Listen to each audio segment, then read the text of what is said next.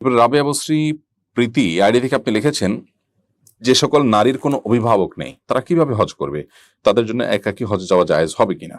বোন রাবেয়া, নবী করিম সাল্লাল্লাহু আলাইহি সাল্লাম পরিষ্কার ভাবে আমাদেরকে নিষেধাজ্ঞা আরোপ করেছেন, লা তুসাফিল মারআতু ইল্লা মা'যি মাহরামিন, কোন নারী মাহরাম ছাড়া সফর করবে না।